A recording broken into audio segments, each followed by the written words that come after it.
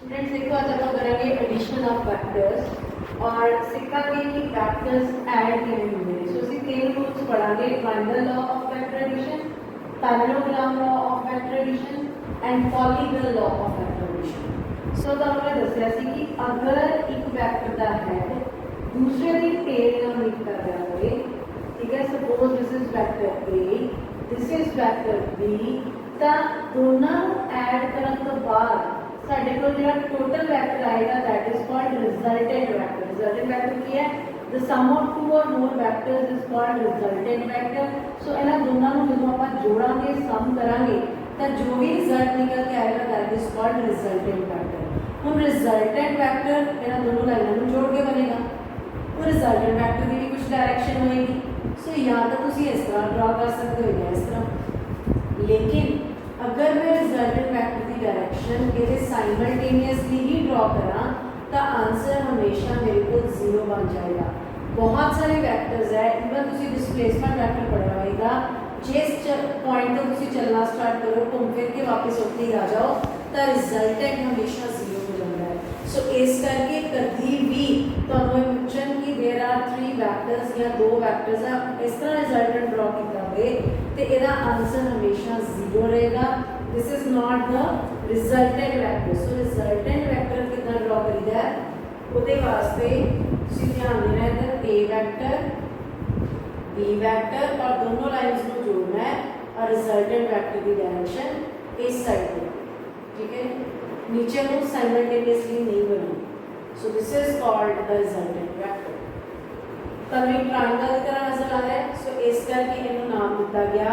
Triangle law of vector addition. So इन्हों ਅਸੀਂ ਬਾਅਦ ਵਿੱਚ डिटेल डिस्कस करांगे। नेक्स्ट आता है parallelogram law of vector addition. अगर दो वैक्टर्स दियां टेल्स मीट कर रही हों तो रिजल्टेंट हमेशा सेंटर चो निकलेगा। और देखो ये पैरेललोग्राम बन रही है, इस करके इसका नाम रखा गया parallelogram law of vector addition, ठीक है। Resultant is again sum of the two vectors a vector plus b vector. What about polygon law of vector addition? अगर हम दो तो ज़्यादा vectors को ऐड करना है तो सानू polygon law लगाना पड़ेगा। This is vector a, vector b, vector c, vector d, जिन्हें मर्जी हो सकते हैं। सो अगर मैं तीनों को ऐड करना है तो रिजल्टेंट होएगा, ठीक है। And this is called polygon law of vector addition. This is a vector plus b vector plus c vector plus d, ठीक है। सो अगर दो वैक्टर्स को ऐड करना है, एक का हेड दूसरे की टेल ना मीट कर रहा है, ट्रायंगल लॉ। अगर दो भी टेल्स मीट कर रही है तो पैरेललोग्राम लॉ। दो तो ज़्यादा वैक्टर्स है तो आप लगाएंगे polygon law of vector addition. ਹੁਣ ਆਪਾਂ ਕੱਲੇ ਨੂੰ डिटेल ਦੇ ਵਿੱਚ डिस्कस करांगे। पेपर च क्वेश्चन आता है what is triangle law of vector addition and give the analytical treatment of triangle law of vector addition. So triangle law of vector addition की डिटेल की है, ਇਹਦੇ ਫਾਰਮੂਲਾਸ किस तरह ट्राई करने हैं डिस्कस करो और ये 5 मार्क्स के क्वेश्चन आते हैं। सो ਹੁਣ ਆਪਾਂ कर रहे हैं analytical treatment of triangle law of vector addition, ठीक है जी। So triangle law of vector addition. So किस तरह करेंगे? सब तो पहले अपन लिया vector A, this is vector B, इसका हेड दूसरे की टेल ना मीट कर रहा है और की बनाता मैं रिजल्टेंट वेक्टर, ठीक है जी। हम सब तो पहले अपन कैलकुलेट की करना है रिजल्टेंट वेक्टर। दो चीज़ों बारे सानू दसेगा, एक मैग्नीट्यूड एंड एक डायरेक्शन। तो सब तो पहला मेरा स्टेप है we find the magnitude of resultant vector. अगर दो वैक्टर्स को ऐड करिए तो फाइनली नंबर की आएगा, अमाउंट की आएगा, डायरेक्शन की गल नहीं कर रहे अपन। So that is our first point, magnitude of resultant vector, ठीक है जी। सो मैग्नीट्यूड कैलकुलेट करने लई इस डायग्राम दे विच इस लाइन को इंक्रीज करके तुसी परपेंडिकुलर ड्रॉ कर देना। ओ पी क्यू एस में नाम रख दिता, vector A, vector B and resultant vector. So एक राइट एंगल ट्रायंगल बन गया। सो परपेंडिकुलर आपको ड्रॉ करना है। Right angle in right angle triangle OQS Pythagoras लगा लो according to Pythagoras theorem OS का square equal to OQ square plus QS square OS कदे बराबर है नाम लिख दो R कभी भी स्क्वायर पाना को तो वेक्टर का साइन नहीं पाना OQ कदे बराबर है OQ दो से छूट रहा है OP and PQ so OP plus PQ का whole square QS का whole square और आप यहाँ से नाम पुट कर देंगे R square OP का की नाम है A वेक्टर पर स्क्वायर ऊपर तो आपका वेक्टर का साइन नहीं पाना ना तो मैंने PQ की वैल्यू पता है ना ही मैंने QS की वैल्यू पता है सो इन्हें ਅਸੀਂ एज इट इज ही रखना होगा सॉरी ਹੁਣ ਜਿੰਨੀ ਦੇਰ ਤੱਕ ਇਸ ਆਰਟੀਕਲ ਦੇ ਵਿੱਚ PQ ਐਂਡ QS ਦੀਆਂ ਵੈਲਿਊਜ਼ ਨਹੀਂ ਪਤਾ ਲੱਗਦੀਆਂ ਤਾਂ ਅਸੀਂ ਇਸ ਆਰਟੀਕਲ ਨੂੰ ਸੋਲਵ ਨਹੀਂ ਕਰ ਪਾਵਾਂਗੇ ਸੋ PQ ਐਂਡ SQ ਦੀਆਂ ਵੈਲਿਊਜ਼ ਕੈਲਕੂਲੇਟ ਕਰਨ ਲਈ ਅਸੀਂ ਟ੍ਰਿਗਨੋ ਦੀ ਹੈਲਪ ਲਵਾਂਗੇ ਟ੍ਰਿਗਨੋਮੈਟਰੀ ਦੀ ਹੈਲਪ ਲੈਣ ਤੋਂ ਪਹਿਲੇ ਅਸੀਂ ਦੋ ਵੈਕਟਰਸ ਦੇ ਵਿੱਚ ਐਂਗਲ ਡਰਾ ਕਰਾਂਗੇ ਤੁਹਾਨੂੰ ਮੈਂ ਸਿਖਾਇਆ ਸੀ ਕਿ ਕਦੀ ਵੀ ਦੋ ਵੈਕਟਰਸ ਦੇ ਵਿੱਚ ਅਗਰ ਐਂਗਲ ਡਰਾ ਕਰਨਾ ਹੈ ਤਾਂ ਹਮੇਸ਼ਾ ਐਂਗਲ ਦੋ ਟੇਲਸ ਦੇ ਵਿੱਚ ਹੋ ਸਕਦਾ ਹੈ ਲੇਕਿਨ ਵੈਕਟਰ ਤੇ ਹੈਡ ਤੇ ਟੇਲ ਦੇ ਵਿੱਚ ਐਂਗਲ ਡਰਾ ਨਹੀਂ ਹੋ ਸਕਦਾ ਅਗਰ ਹੈਡ ਔਰ ਟੇਲ ਇਕੱਠੇ ਆ ਰਹੇ ਹੈ ਤਾਂ ਪਹਿਲੇ ਅਸੀਂ ਇਸ ਟੇਲ ਨੂੰ ਜਾਂ ਇਸ ਹੈਡ ਨੂੰ ਇੱਥੋਂ ਸ਼ਿਫਟ ਕਰ ਦੇਣਾ ਇਹਨੂੰ ਅੱਗੇ ਵਧਾ ਦੇਣਾ और जो बाहर वाला एंगल दो टेल्स ਦੇ ਵਿੱਚ ਬਣੇਗਾ now this is called the vector angle between two vectors theta या तो ਤੁਸੀਂ ਦੋ ਵੈਕਟਰਸ ਦੀਆਂ ਟੇਲਸ ਦੇ ਵਿੱਚ ਬਣਾ ਸਕਦੇ ਹੋ ਲੇਕਿਨ ਅਗਰ ਹੈਡ ਐਂਡ ਟੇਲ ਆ ਜਾਏ ਤਾਂ ਬਾਹਰ ਵਾਲਾ ਐਂਗਲ ਕਿਉਂਕਿ ਐਰੋ ਨੂੰ ਸ਼ਿਫਟ ਕਰਨਾ ਪਏਗਾ ਸੋ that is the angle between two vectors so ਇੱਥੇ ਤੁਹਾਡੇ ਕੋਲ ਥੀਟਾ ਬਣ ਜਾਏਗਾ ਠੀਕ ਹੈ ਸੋ PQ and QS the value calculate ਕਰਨ ਲਈ ट्रिग्नो की हेल्प लाइन वास्ते मैं ट्रायंगल लूंगी इन ट्रायंगल PQS छोटी triangle PQS cos theta and sin theta calculate कर लो cos थीटा होता है base upon hypotenuse PQ upon PS ठीक है sin थीटा होता है perpendicular upon hypotenuse SQ upon PS उन्होंने वैल्यूज पुट कर दी PQ we have to calculate और PS की वैल्यू है B जो आप एंगल्स लिखे हो तो किसी के ऊपर वेक्टर का साइन नहीं पाना similarly PS is again B और वेक्टर का साइन नहीं पाना सो इथों मेरे को PQ की वैल्यू आ गई B cos theta and SQ की वैल्यू आ गई B sin थीटा ये दोनों वैल्यूज को मैं इस first equation they which put कर दूंगी so put these values in equation 1 ठीक है सो जो मैं इक्वेशन 1 दे विच पुट करूंगी तो मेरे को रिजल्ट आएगा देखो r² equal to a plus b cos theta का whole square plus b square sin square theta ਹੁਣ ਆਪਾਂ ब्रैकेट को ओपन कर देंगे a² plus b square cos square theta plus 2ab cos theta plus b square sin square theta ठीक है जी एक जो b स्क्वायर कॉमन आ रहा है सो मेरे को आ रहा है a square plus b square अंदर रह रहा है sin square theta plus cos square theta plus 2ab cos theta sin square theta plus cos square theta is 1 सो मेरे को बच गया a square plus b square plus 2ab cos theta so this is the answer of resultant vector ठीक है और under root आ जाएगा ठीक है इथों आप सीखिया की है रिजल्टेंट वेक्टर का मैग्नीट्यूड करके आप सीखा है कि अगर साडे कोल एक फोर्स है 4 न्यूटन और एक और फोर्स है 2 न्यूटन तो दोनों को ऐड करो सो वेक्टर क्वांटिटी है force is a vector quantity it is not a scalar quantity अगर स्केलर होंगी तो आप सीधा ऐड कर देना सी 4 + 2 6 न्यूटन पर इस वेक्टर है सो वेक्टर्स को ऐड करने लिए आप फॉर्मूला सीखा कि अगर एक का हेड दूसरे की टेल नाल मीट करे तो ऐड किस तरह करना है ये वाला फॉर्मूला लगा के a² + b² + 2ab cos theta सो तुम वैल्यू पुट करोगे √4 + स्क्वायर + 2 + स्क्वायर + 2 × 4 × 2 cos थीटा की है नन की है फिर न्यूमेरिकल के विच गिवन होएगी। पर असी ऐड करना सीखा कि किस तरह दो वैक्टर्स जिन्हों का एक का हैड तो दूसरे की टेल मीट करेगी तो किस तरह उन्होंने ऐड करके फाइनल नंबर पर अमाउंट आएगा। लेकिन ये तो है अमाउंट और नंबर की गल मैगनीट्यूड की गल बट डायरेक्शन की गल तो आप की नहीं। सो डायरेक्शन भी कैलकुलेट करनी है रिजल्टेंट वैक्टर की। अगर ए तो बी वैक्टर की डायरेक्शन है तो उन्होंने ऐड करने तो बाद रिजल्टेंट की भी कुछ डायरेक्शन होएगी। तो हमेशा याद रखना जो फिजिक्स जब डायरेक्शन करनी है ना कभी भी 11th या 12th तो दो चीज़ा सानू हेल्प करती डायरेक्शन लगन यूनिट वैक्टर तो या फिर टेंजेंट। सो आप टेंजेंट कैलकुलेट कर देना है जिथे डायग्राम या ग्राफ वगैरह दिता है तो साढ़े लिए क्वेश्चन ईजी हो जाएगा। सो इस आर्टिकल tan थीटा का बराबर होएगा perpendicular upon base is OQ और OQ को आप दो हिस्सों में तोड़ देना है OP प्लस PQ। ठीक है OP की कितनी वैल्यू है OP की वैल्यू है A PQ और SQ की वैल्यूज आप पहले कर चुके हैं। सो मेरे को डायरेक्शन tan थीटा आ गई B sin थीटा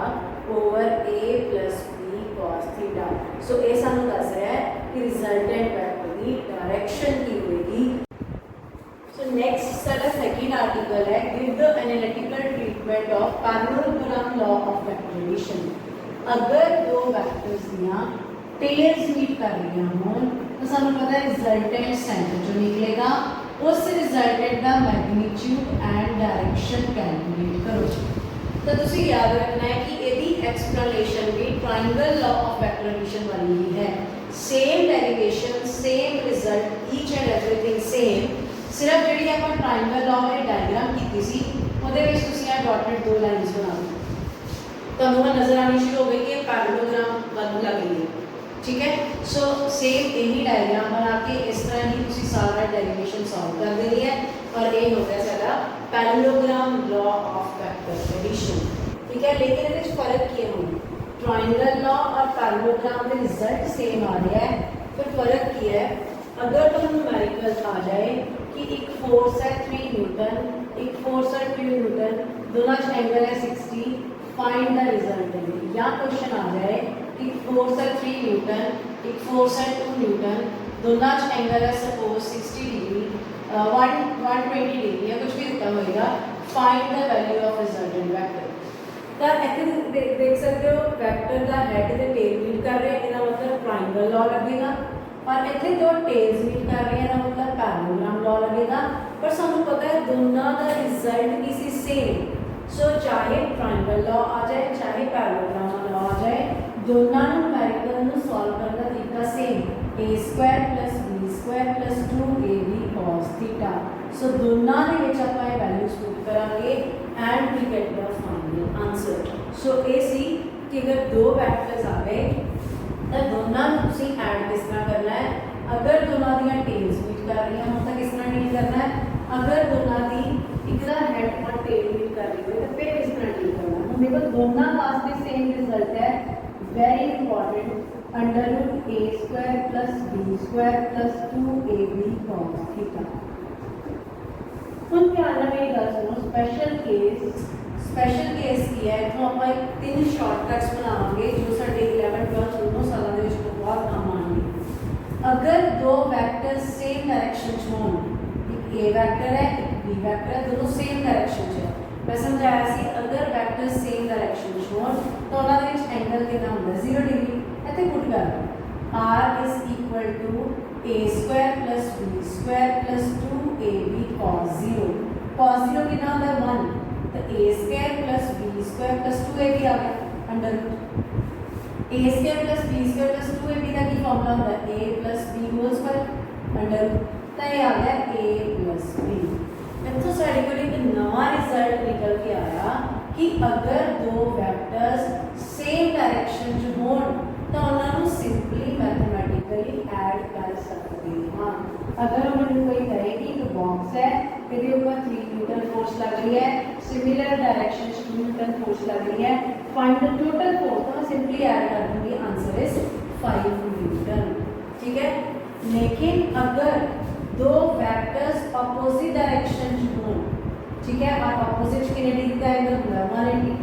सो इस फॉर्मूले पुट कर दो ये आ जाएगा A square plus B square plus 2ab cos 180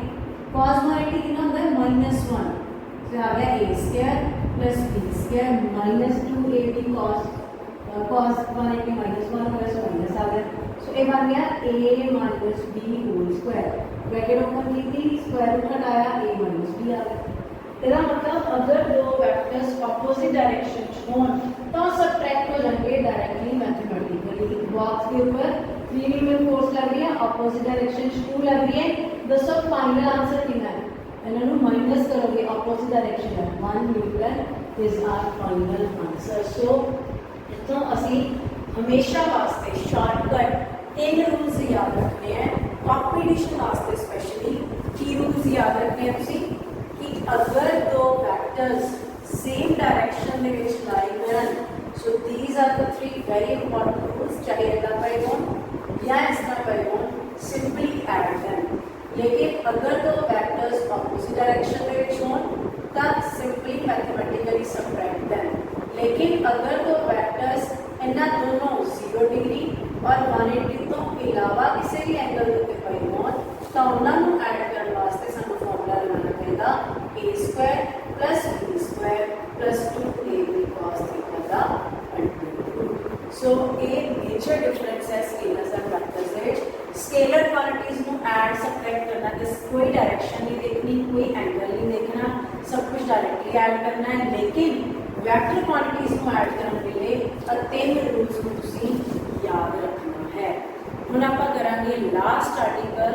दो तो ज़्यादा वैक्टर्स में अगर ऐड करना हो तो किस तरह ऐड किया जा सकता है सो थर्ड साडा लास्ट आर्टिकल है एडिशन का polygon law of vector addition अगर दो तो ज़्यादा वैक्टर्स आ जाए ऐड करने तो उन्होंने किस तरह ऐड करना है A vector B vector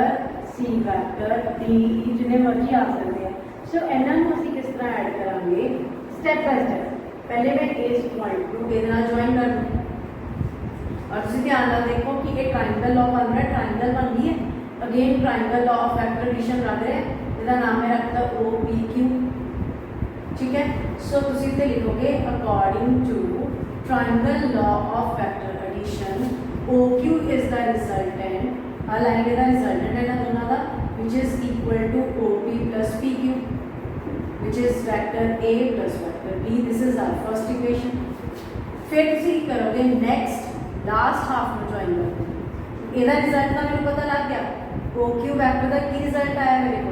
vector A plus vector B लेकिन असी फाइनल रिजल्ट कैलकुलेट करना है कि तिन्ने वेक्टर्स ਨੂੰ किस तरह ऐड करना है इसकी डेरिवेशन आप कर रहे हैं सो पहले आप दोनों ਨੂੰ ऐड किया रिजल्ट आ गया ਹੁਣ इस वेक्टर और इस वेक्टर ਨੂੰ ऐड करना है सो इसका नाम है रख देता एस सो तुम कहोगे in triangle O Q S इस ट्राइंगल के अंदर again according to triangle law of vector addition O S vector का बराबर है O Q plus Q S vector O Q की वैल्यू इतने पुट कर लो so this is vector A plus vector B और क्यू एस की कितनी वैल्यू है plus vector C and O S is the final resultant vector so this is the final answer of polygon law of vector addition ये तो है derivation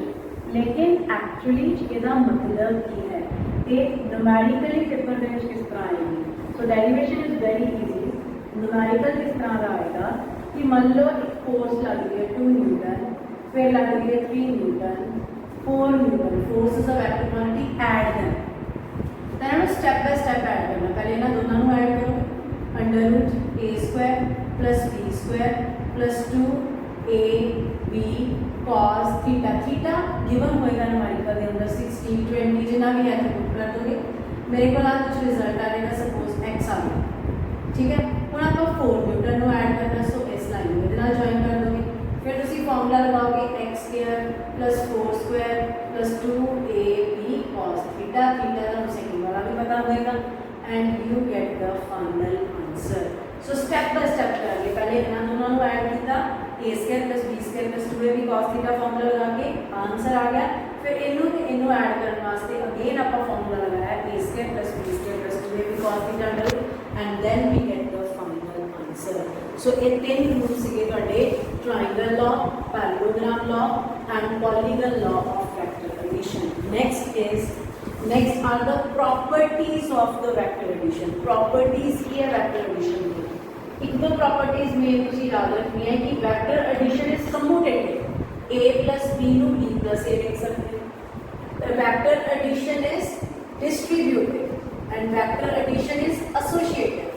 ठीक है, associative. सो इस तरह भी इनू लिखा जा सकता है। सो एक दो प्रॉपर्टीज तुसीं याद रखनी है। सो this is all about addition of vectors.